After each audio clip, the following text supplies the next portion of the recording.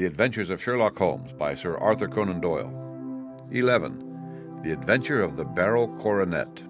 "Holmes," said I, as I stood one morning in our bow window looking down the street, "here is a madman coming along. It seems rather sad that his relatives should allow him to come out alone." My friend rose lazily from his armchair and stood with his hands in the pockets of his dressing gown, looking over my shoulder. It was a bright, crisp February morning, and the snow of the day before still lay deep upon the ground, shimmering brightly in the wintry sun. Down the center of Baker Street it had been ploughed into a brown, crumbly band by the traffic, but at either side and on the heaped-up edges of the footpaths it still lay as white as when it fell. The gray pavement had been cleaned and scraped, but was still dangerously slippery, so that there were fewer passengers than usual.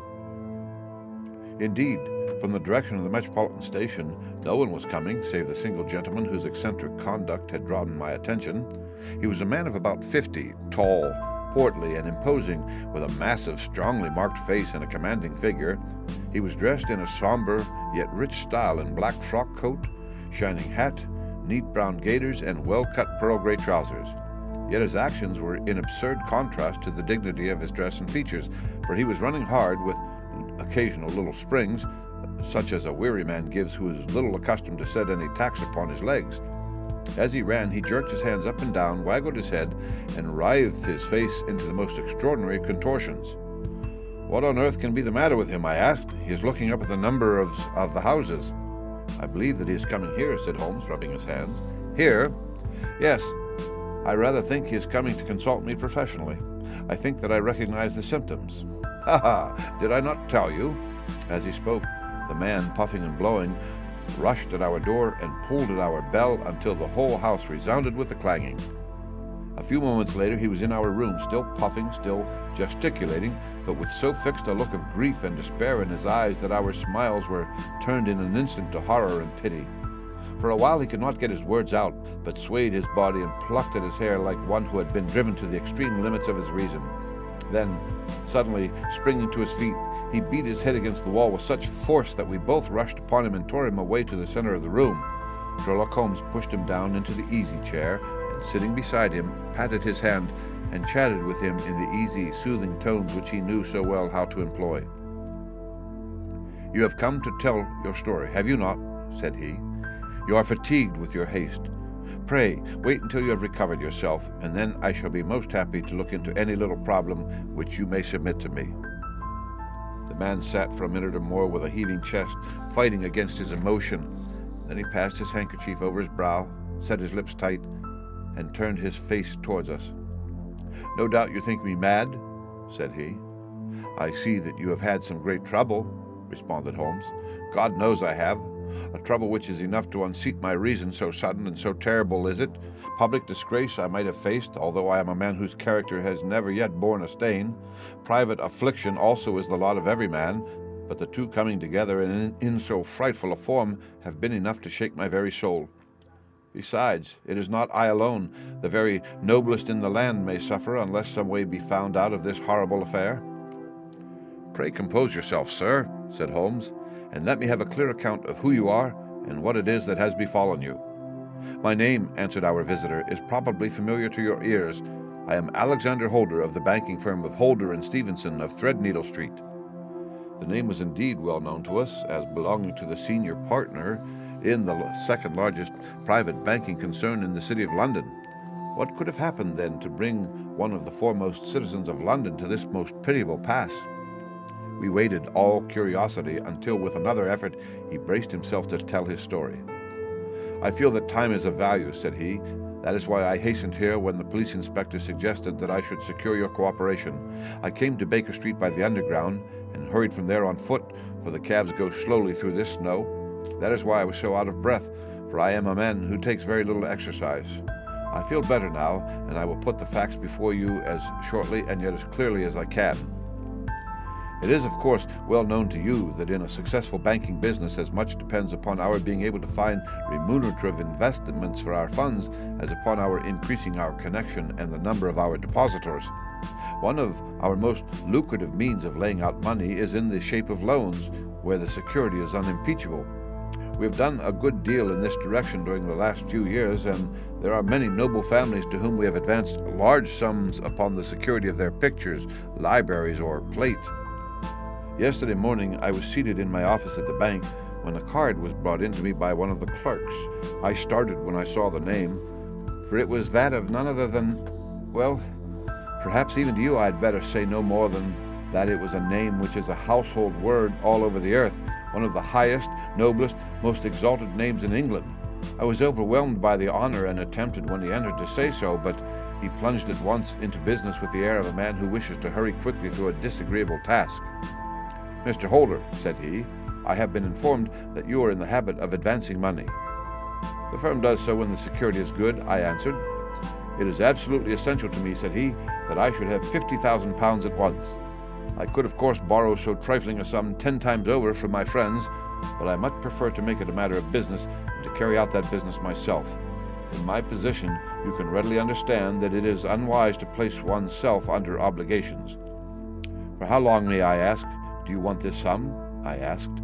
"Next Monday I have a large sum due to me, and I shall then most certainly repay what you advance with whatever interest you think it is right to charge. But it is very essential to me that the money should be paid at once." "I should be happy to advance it without further parley from my own private purse," said I, "were it not that the strain would be rather more than it could bear. If, on the other hand, I am to do it in the name of the firm, then, in justice to my partner, I must insist that, even in your case, every business-like precaution should be taken." "I should much prefer to have it so," said he, rising up a square black morocco case which he had laid beside his chair. "You have doubtless heard of the BERYL coronet?" "One of the most precious public possessions of the empire," said I. "Precisely." He opened the case, and there, embedded in soft, flesh-colored velvet, lay the magnificent piece of jewelry which he had named. "There are 39 enormous beryls," said he, "and the price of the gold chasing is incalculable. The lowest estimate would put the worth of the coronet at double the sum which I have asked. I am prepared to leave it with you as my security." I took the precious case into my hands and looked in some perplexity from it to my illustrious client. "You doubt its value?" he asked. "Not at all. I only doubt the propriety of my leaving it. You may set your mind at rest about that. I should not dream of doing so were it not absolutely certain that I should be able in 4 days to reclaim it. It is a pure matter of form. Is the security sufficient?" "Ample. You understand, Mr. Holder, that I am giving you a strong proof of the confidence which I have in you, founded upon all that I have heard of you. I rely upon you not only to be discreet and to refrain from all gossip upon the matter, but above all, to preserve this coronet with every possible precaution, because I need not say that a great public scandal would be caused if any harm were to befall it. Any injury to it would be almost as serious as its complete loss, for there are no beryls in the world to match these, and it would be impossible to replace them. I leave it with you, however, with every confidence, and I shall call for it in person on Monday morning." Seeing that my client was anxious to leave, I said no more, but calling for my cashier, I ordered him to pay over 50 £1,000 notes. When I was alone once more, however, with the precious case lying upon the table in front of me, I could not but think with some misgivings of the immense responsibility which it entailed upon me. There could be no doubt that, as it was a national possession, a horrible scandal would ensue if any misfortune should occur to it. I already regretted having ever consented to take charge of it. However, it was too late to alter the matter now, so I locked it up in my private safe and turned once more to my work. When evening came, I felt that it would be an imprudence to leave so precious a thing in the office behind me. Bankers' safes have been forced before now, and why should not mine be? If so, how terrible would be the position in which I should find myself. I determined, therefore, that for the next few days I would always carry the case backward and forward with me, so that it might never be really out of my reach. With this intention, I called a cab and drove out to my house at Streatham, carrying the jewel with me. I did not breathe freely until I had taken it upstairs and locked it in the bureau of my dressing-room. And now a word as to my household, Mr. Holmes, for I wish you to thoroughly understand the situation. My groom and my page sleep out of the house and may be set aside altogether. I have 3 maidservants who have been with me a number of years and whose absolute reliability is quite above suspicion. Another, Lucy Parr, the second waiting maid, has only been in my service a few months. She came with an excellent character, however, and has always given me satisfaction.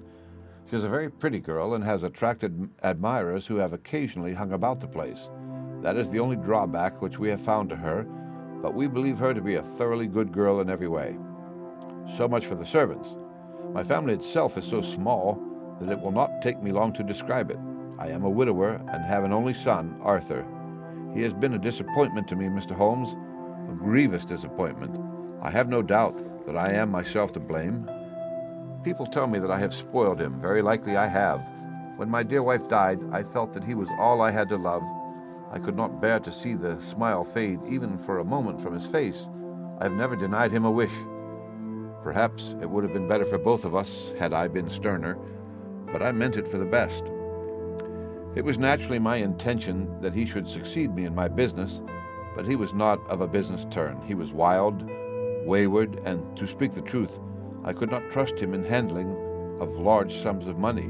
When he was young, he became a member of an aristocratic club, and there, having charming manners, he was soon the intimate of a number of men with long purses and expensive habits. He learned to play heavily at cards and to squander money on the turf, until he had again and again to come to me and implore me to give him an advance upon his allowance, that he might settle his debts of honor. He tried more than once to break away from the dangerous company which he was keeping, but each time the influence of his friend Sir George Burnwell was enough to draw him back again. And indeed, I could not wonder that such a man as Sir George Burnwell should gain an influence over him, for he has frequently brought him to my house, and I have found myself that I could hardly resist the fascination of his manner. He is older than Arthur, a man of the world to his fingertips, one who had been everywhere, seen everything, a brilliant talker and a man of great personal beauty. Yet, when I think of him in cold blood, far away from the glamour of his presence, I am convinced from his cynical speech and the look which I have caught in his eyes that he is one who should be deeply distrusted. So I think, and so too thinks my little Mary, who has a woman's quick insight into character. And now there is only she to be described. She is my niece, but when my brother died 5 years ago and left her alone in the world, I adopted her, and have looked upon her ever since as my daughter. She is a sunbeam in my house, sweet, loving, beautiful, a wonderful manager and housekeeper, yet as tender and quiet and gentle as a woman could be. She is my right hand. I do not know what I could do without her. In only one matter has she ever gone against my wishes. Twice my boy has asked her to marry him, for he loves her devotedly, but each time she has refused him. I think that if anyone could have drawn him into the right path, it would have been she, and that his marriage might have changed his whole life, but now, alas, it is too late, forever too late. Now, Mr. Holmes, you know the people who live under my roof, and I shall continue with my miserable story. When we were taking coffee in the drawing-room that night after dinner, I told Arthur and Mary my experience, and of the precious treasure which we had under our roof, suppressing only the name of my client. Lucy Parr, who had brought in the coffee, had, I am sure, left the room, but I cannot swear that the door was closed.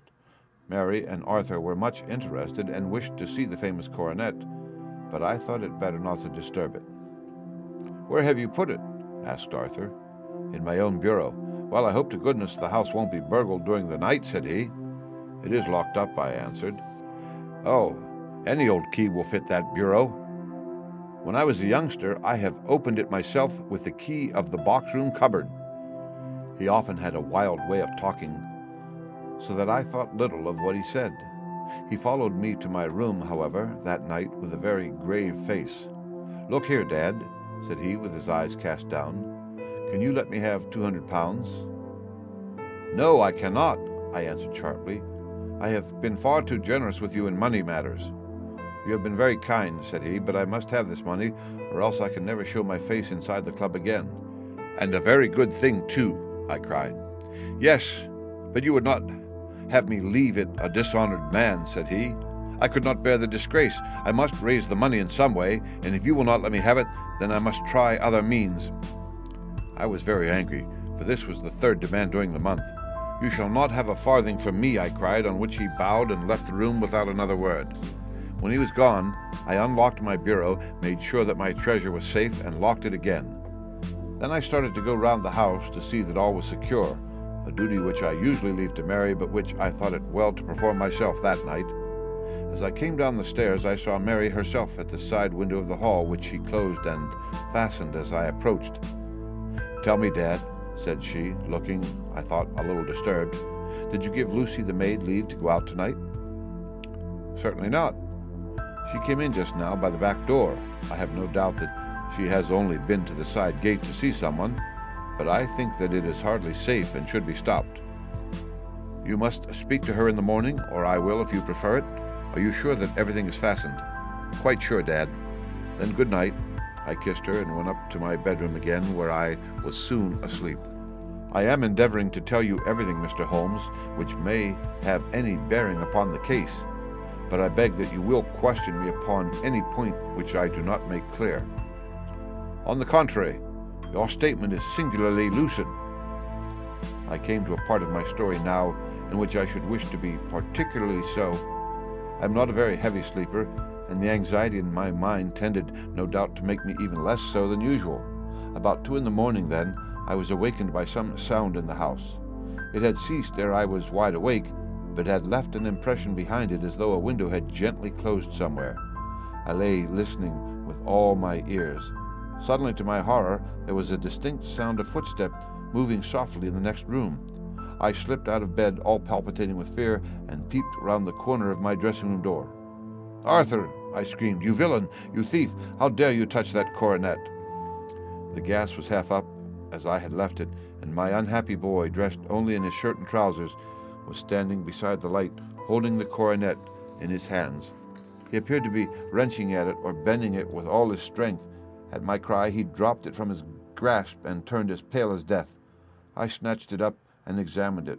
One of the gold corners with 3 of the barrels in it was missing. "You blackguard!" I shouted, beside myself with rage. "You have destroyed it. You have dishonored me forever. Where are the jewels which you have stolen?" "Stolen!" he cried. "Yes, thief!" I roared, shaking him by the shoulder. "There are none missing. There cannot be any missing," said he.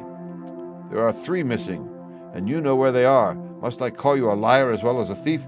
Did I not see you trying to tear off another piece?" "You have called me names enough," said he. "I will not stand it any longer. I shall not say another word about this business, since you have chosen to insult me. I will leave your house in the morning and make my own way in the world." "You shall leave it in the hands of the police," I cried, half mad with grief and rage. "I shall have this matter probed to the bottom." "You shall learn nothing from me," said he with a passion such as I should not have thought was in his nature. "If you choose to call the police, let the police find what they can."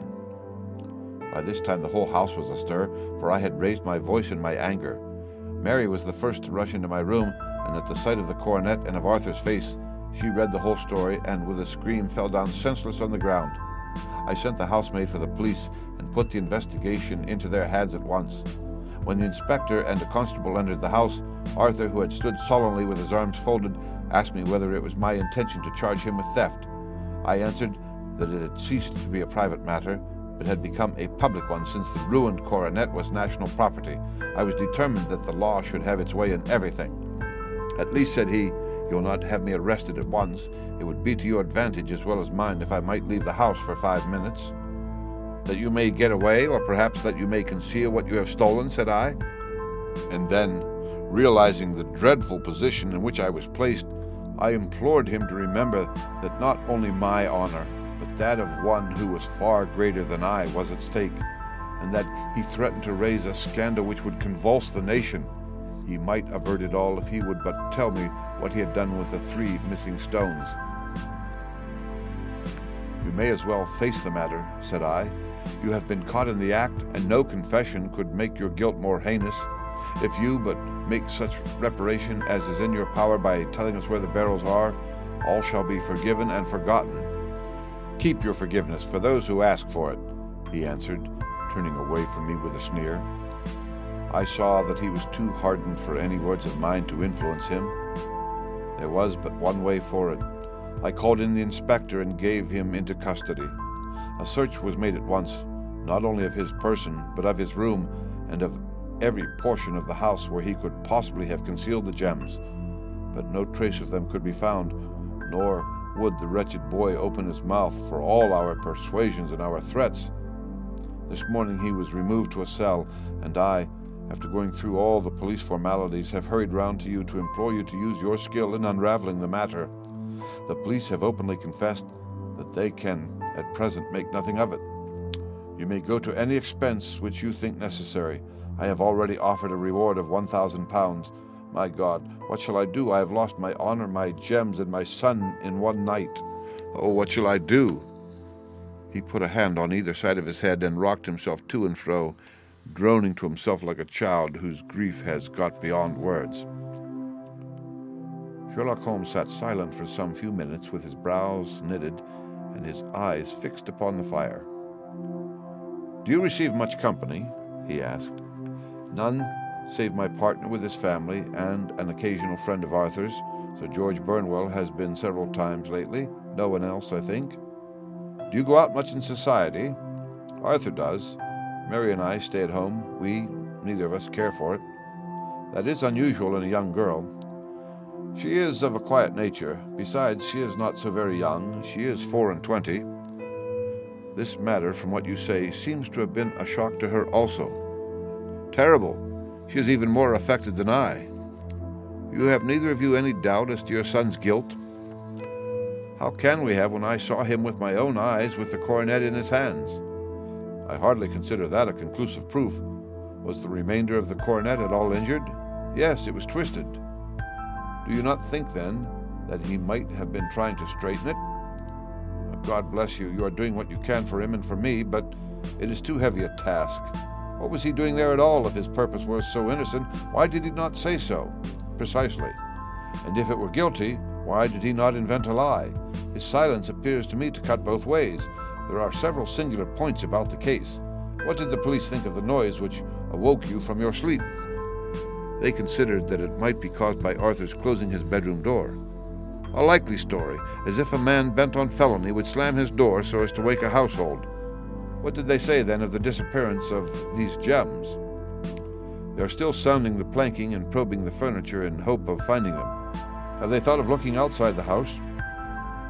"Yes, they have shown extraordinary energy. The whole garden has already been minutely examined." "Now, my dear sir," said Holmes, "is it not obvious to you now that this matter really strikes very much deeper than either you or the police were at first inclined to think? It appears to you to be a simple case. To me it seems exceedingly complex. Consider what is involved by your theory.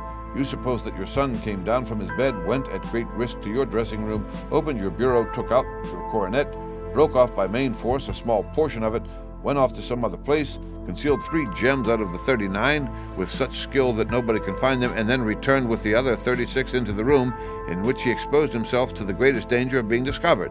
I ask you now, is such a theory tenable?" "But what other is there?" cried the banker with a gesture of despair. "If his motives were innocent, why does he not explain them?" "It is our task to find that out," replied Holmes. "So now, if you please, Mr. Holder, we will set off for Streatham together and devote an hour to glancing a little more closely into details." My friend insisted upon my accompanying them in their expedition, which I was eager enough to do, for my curiosity and sympathy were deeply stirred by the story to which we had listened. I confess that the guilt of the banker's son appeared to me to be as obvious as it did to his unhappy father, but still I had such faith in Holmes' judgment that I felt that there must be some more grounds for hope as long as he was dissatisfied with the accepted explanation. He hardly spoke a word the whole way out to the southern suburb, but sat with his chin upon his breast and his hat drawn over his eyes, sunk in the deepest thought.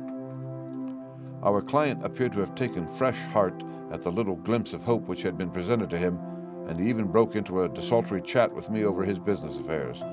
A short railway journey and a shorter walk brought us to Fairbank, the modest residence of the great financier. Fairbank was a good-sized square house of white stone, standing back a little from the road. A double-carriage sweep with a snow-clad lawn stretched down in front to 2 large iron gates which closed the entrance. On the right side was a small wooden thicket, which led into a narrow path between two neat hedges stretching from the road to the kitchen door and forming the tradesman entrance. On the left ran a lane which led to the stables and was not itself within the grounds at all, being a public, though little-used thoroughfare.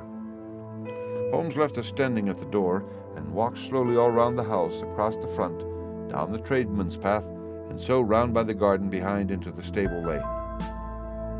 So long was he that Mr. Holder and I went into the dining room and waited by the fire until he should return.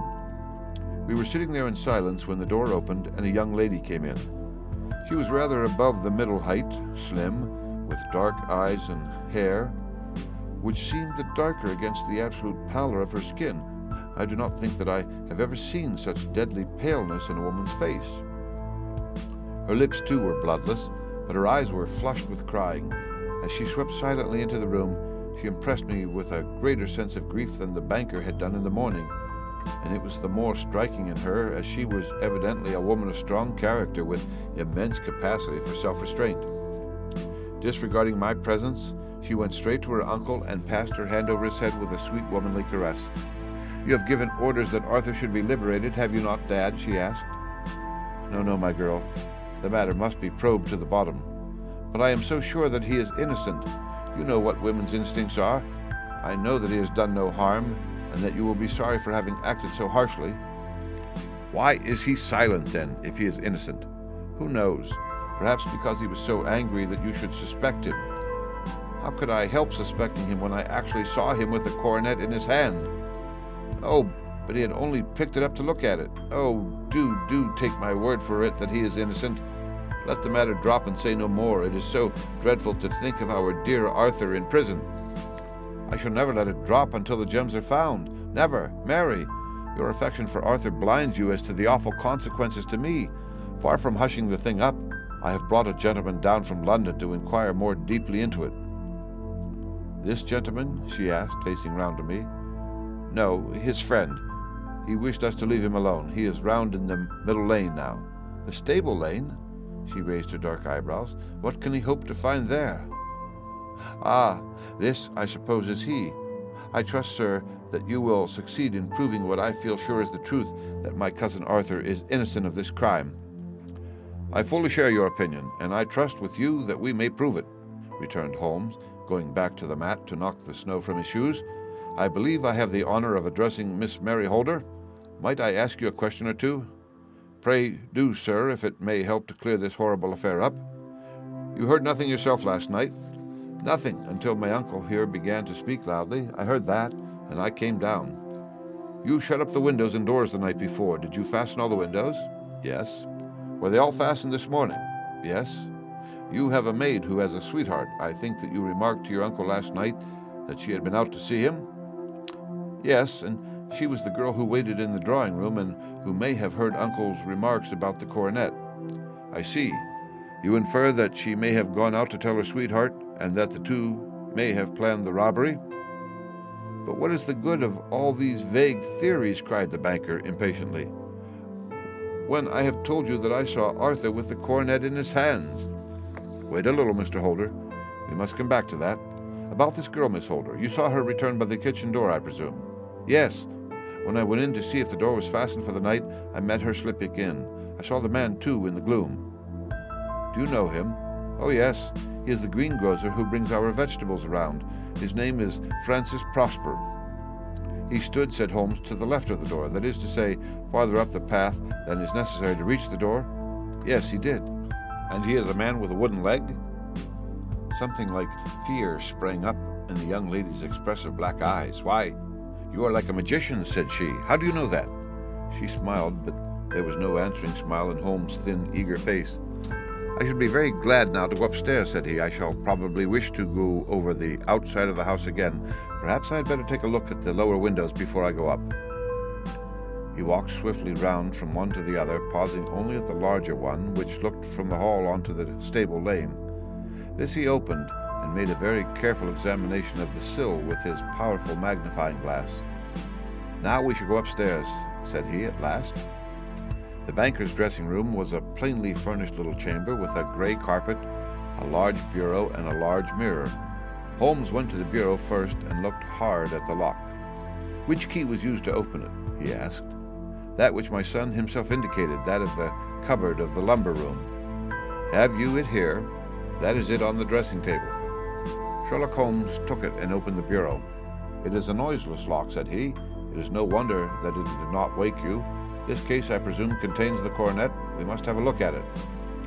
He opened the case, and taking out the diadem, he laid it upon the table. It was a magnificent specimen of the jeweler's art, and the 36 stones were the finest that I have ever seen. At one side of the coronet was a cracked edge where a corner holding 3 gems had been torn away. "Now, Mr. Holder," said Holmes, "here is the corner which corresponds to that which has been so unfortunately lost. Might I beg that you will break it off?" The banker recoiled in horror. "I should not dream of trying," said he. "Then I will." Holmes suddenly bent his strength upon it, but without result. "I feel it give a little," said he, "but though I am exceptionally strong in the fingers, it would take me all my time to break it. An ordinary man could not do it. Now, what do you think would happen if I did break it, Mr. Holder?" "There would be a noise like a pistol shot." "Do you tell me that all this happened within a few yards of your bed, and that you heard nothing of it?" "I do not know what to think. It is all dark to me, but perhaps it may grow lighter as we go. What do you think, Miss Holder?" "I confess that I still share my uncle's perplexity. Your son had no shoes or slippers on when you saw him." "He had nothing on save only his trousers and shirt." "Thank you. We have certainly been favored with extraordinary luck during this inquiry, and it will be entirely our own fault if we do not succeed in clearing the matter up. With your permission, Mr. Holder, I shall now continue my investigation outside." He went alone at his own request, for he explained that any unnecessary footmarks might make his task more difficult. For an hour or more he was at work, returning at last with his feet heavy with snow and his features as inscrutable as ever. "I think that I have seen now all that there is to see, Mr. Holder," said he. "I can serve you best by returning to my rooms." "But the gems, Mr. Holmes, where are they?" "I cannot tell." The banker wrung his hands. "I shall never see them again," he cried. "And my son, you give me hopes?" "My opinion is in no way altered." "Then for God's sake, what was this dark business which was acted in my house last night?" "If you can call upon me at my Baker Street rooms tomorrow morning between 9 and 10, I shall be happy to do what I can to make it clearer. I understand that you give me carte blanche to act for you, provided only that I get back the gems, and that you place no limit on the sum I may draw. I would give my fortune to have them back." "Very good. I shall look into the matter between this and then. Goodbye. It is just possible that I may have to come over here again before evening." It was obvious to me that my companion's mind was now made up about the case, although what his conclusions were was more than I could even dimly imagine. Several times during our homeward journey I endeavored to sound him upon the point, but he always glided away to some other topic until at last I gave it over in despair. It was not yet 3 when we found ourselves in our rooms once more. He hurried to his chamber and was down again in a few minutes, dressed as a common loafer. With his collar turned up, his shiny seedy coat, his red cravat, and his warm boots, he was a perfect sample of the class. "I think that this should do," said he, glancing into the glass above the fireplace. "I only wish that you could come with me, Watson. But I fear that it won't do. I may be on the trail in this matter, or I may be following a will-o'-the-wisp, but I shall soon know which it is. I hope that I may be back in a few hours." He cut a slice of beef from the joint upon the sideboard, sandwiched it between 2 rounds of bread, and thrusting this rude meal into his pocket, he started off upon his expedition. I had just finished my tea when he returned, evidently in excellent spirits, swinging an old elastic-sided boot in his hand. He chucked it down into a corner and helped himself to a cup of tea. "I only looked in as I passed," said he. "I am going right on." "Where to?" "Oh, to the other side of the West End. It may be some time before I get back. Don't wait up for me in case I should be late." "How are you getting on?" "Oh, so-so, nothing to complain of. I have been out to Streatham since I saw you last, but I did not call at the house. It is a very sweet little problem, and I would not have missed it for a good deal. However, I must not sit gossiping here, but must get these disreputable clothes off and return to my highly respectable self." I could see by his manner that he had stronger reasons for satisfaction than his words alone would imply. His eyes twinkled, and there was even a touch of color upon his sallow cheeks. He hastened upstairs, and a few minutes later I heard the hall door slam, which told me that he was off once more upon his congenial hunt. I waited until midnight, but there was no sign of his return, so I retired to my room. It was no uncommon thing for him to be away for days and nights on end when he was hot upon a scent, so that his lateness caused me no surprise.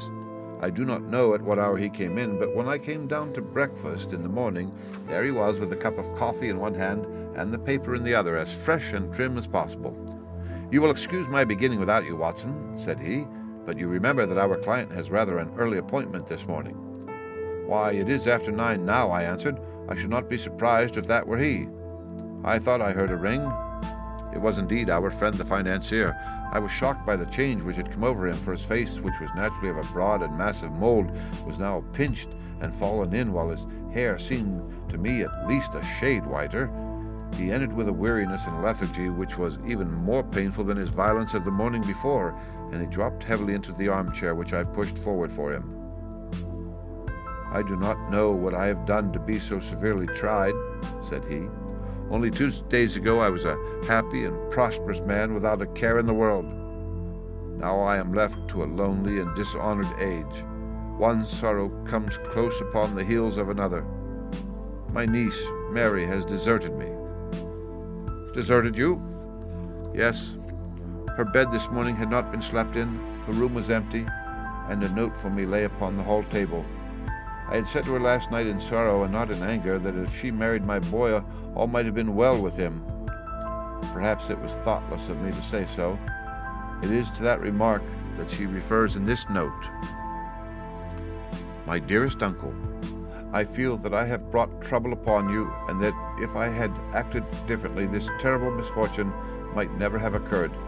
I cannot, with this thought in my mind, ever again be happy under your roof, and I feel that I must leave you forever.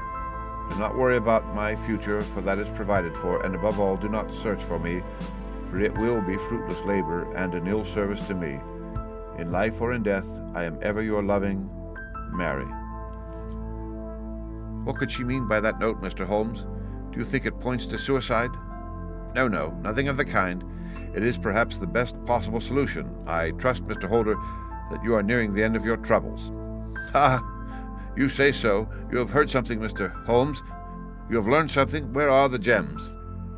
You would not think £1,000 apiece an excessive sum for them? I would pay 10. That would be unnecessary. 3,000 will cover the matter, and there is a little reward, I fancy. Have you your cheque-book? Here is a pen.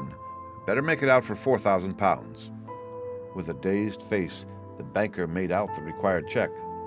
Holmes walked over to his desk, took out a little triangular piece of gold with 3 gems in it, and threw it down upon the table. With a shriek of joy, our client clutched it up. "You have it," he gasped. "I am saved! I am saved!" The reaction of joy was as passionate as his grief had been, and he hugged his recovered gems to his bosom. "There is one other thing you owe, Mr. Holder," said Sherlock Holmes rather sternly. "Oh!" He caught up a pen. "Name the sum, and I will pay it." No, the debt is not to me. You owe a very humble apology to that noble lad, your son, who has carried himself in this matter as I should be proud to see my own son do, should I ever chance to have one." "Then it was not Arthur who took them?" "I told you yesterday, and I repeat today that it was not." "You are sure of it? Then let us hurry to him at once to let him know that the truth is known. He knows it already. When I had cleared it all up, I had an interview with him, and finding that he would not tell me the story, I told it to him, on which he had to confess that I was right, and to add the very few details which were not yet quite clear to me. Your news of this morning, however, may open his lips." "For heaven's sake, tell me then, what is this extraordinary mystery?" "I will do so, and I will show you the steps by which I reached it. And let me say to you, first, that which it is hardest for me to say and for you to hear. There has been an understanding between Sir George Burnwell and your niece, Mary. They have now fled together." "My Mary? Impossible." "It is unfortunately more than possible. It is certain. Neither you nor your son knew the true character of this man when you admitted him into your family circle. He is one of the most dangerous men in England, a ruined gambler, an absolute desperate villain, a man without heart or conscience. Your niece knew nothing of such men. When he breathed his vows to her, as he had done to 100 before her, she flattered herself that she alone had touched his heart. The devil knows best what he said, but at last she became his tool and was in the habit of seeing him nearly every evening. "I cannot and I will not believe it," cried the banker with an ashen face. "I will tell you, then, what occurred in your house last night. Your niece, when you had, as she thought, gone to your room, slipped down and talked to her lover through the window which leads into the stable lane. His footmarks had pressed right through the snow. So long had he stood there, she told him of the coronet. His wicked lust for gold kindled at the news, and he bent her to his will. I have no doubt that she loved you, but there are women in whom the love of a lover extinguishes all other loves, and I think that she must have been one. She had hardly listened to his instructions when she saw you coming downstairs, on which she closed the window rapidly and told you about one of the servants' escapade with her wooden-legged lover, which was all perfectly true. Your boy Arthur went to bed after his interview with you, but he slept badly on account of his uneasiness about his club debts. In the middle of the night he heard a soft tread pass his door, so he rose and, looking out, was surprised to see his cousin walking very stealthily along the passage until she disappeared into your dressing room. Petrified with astonishment, the lad slipped on some clothes and waited there in the dark to see what would come of this strange affair. Presently she emerged from the room again, and in the light of the passage lamp your son saw that she carried the precious coronet in her hands. She passed down the stairs, and he, thrilling with horror, ran along and slipped behind the curtain near your door, whence he could see what passed in the hall beneath. He saw her stealthily open the window, hand out the coronet to someone in the gloom, and then, closing it once more, hurry back to her room, passing quite close to where he stood hid behind the curtain.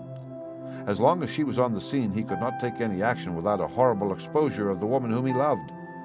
But the instant that she was gone, he realized how crushing a misfortune this would be for you, and how all-important it was to set it right.